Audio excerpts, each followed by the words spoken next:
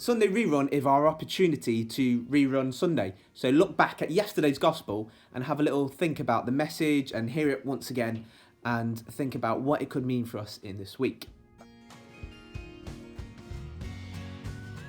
This week we're on the 5th Sunday of Lent, which means we've only got one more Sunday of Lent and then Holy Week, and then we're into Easter.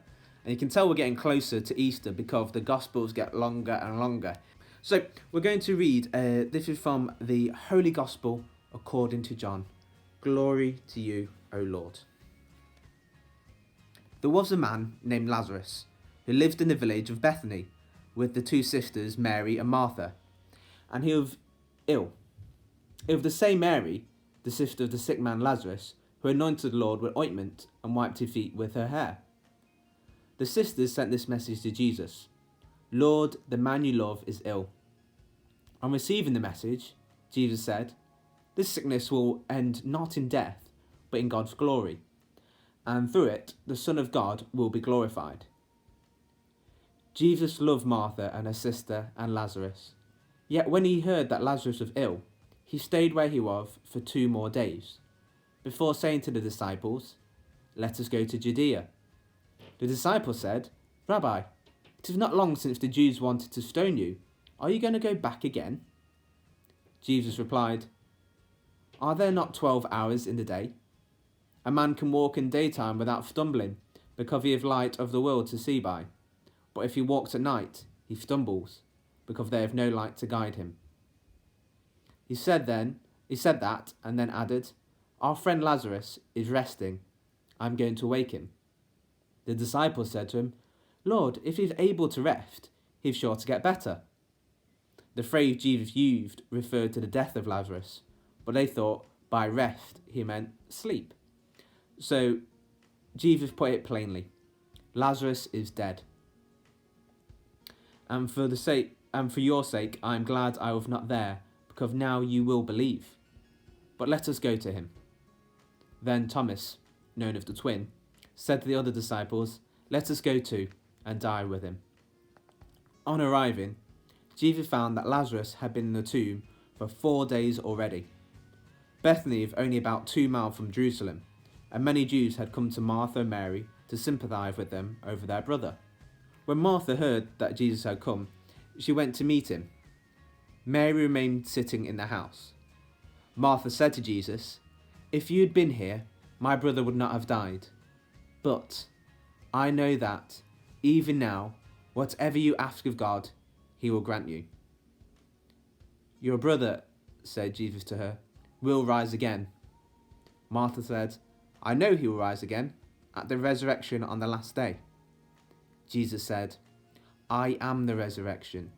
If anyone believes in me, even though if he dies, he will live. And whoever lives and believes in me will never die. Do you believe this? Yes, Lord, she said. I believe that you are the Christ, the Son of God, the one who was to come into this world. When she had said this, she went and called her sister Mary, saying in a low voice, the Master is here and wants to see you. Hearing this, Mary got up quickly and went to him. Jesus had not yet come into the village. He was still at the place where Martha had met him. When the Jews who were in the house, sympathizing with Mary, saw her get up so quickly and go out, they followed her, thinking that she was going to the tomb to weep there.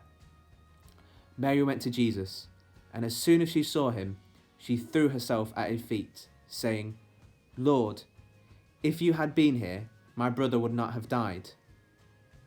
At the sight of her tears, those of the Jews who followed her, Jesus said in great distress, with a sigh that came straight from the heart, where have you put him? They said, Lord, come and see. Jesus wept. And the Jews said, see how much he loved him. But there were some who remarked, he opened the eyes of the blind man. Could he not have prevented this man's death? Still sighing, Jesus reached the tomb.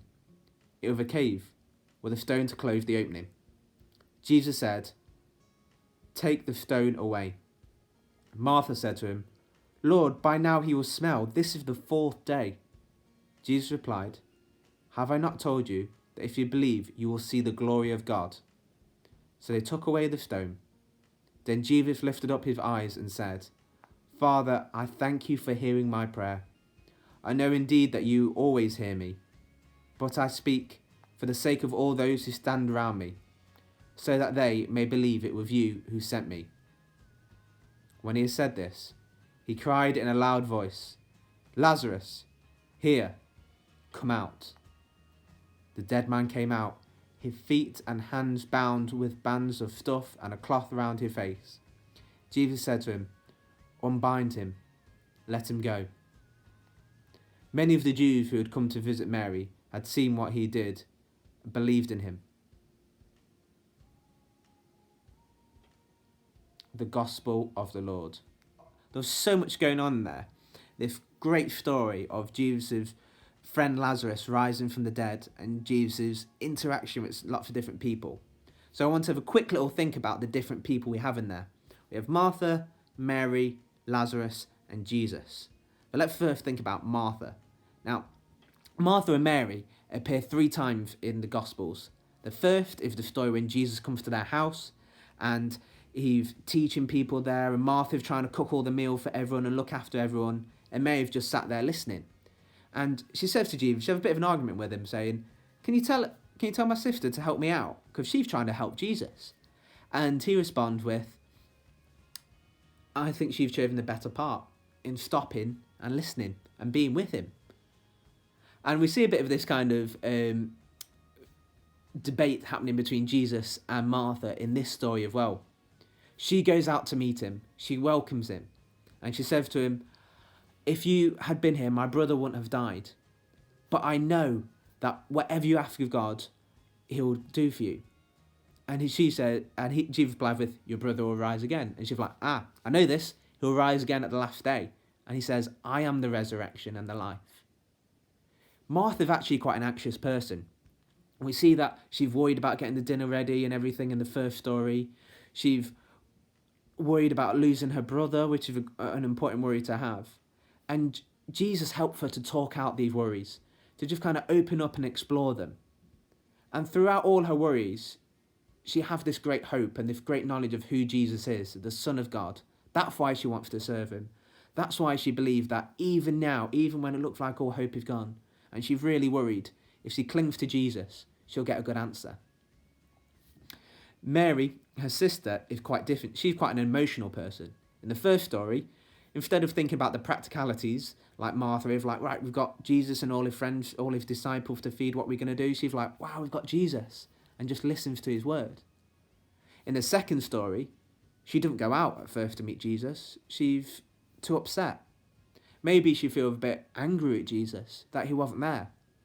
And when she goes to say to him, if you were here, my brother wouldn't have died.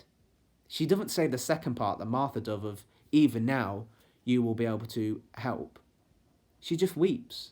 And sometimes we can be like that. Sometimes we can just feel that everything's too much. And what Jesus does, he doesn't debate with her. He cries with her. He knows what it's like to be human like us. He knows what it's like to be upset, to struggle, and to just really feel like everything's outside of our control. I'm just so upset by that. The third time we see Mary is just a few days later, where she washes Jesus' feet and she pours this ointment towards him. This really expensive perfume she gives to him and pours on him in this great act of love. And this shows Mary's kind of love and turning back to Jesus and trying to honour him.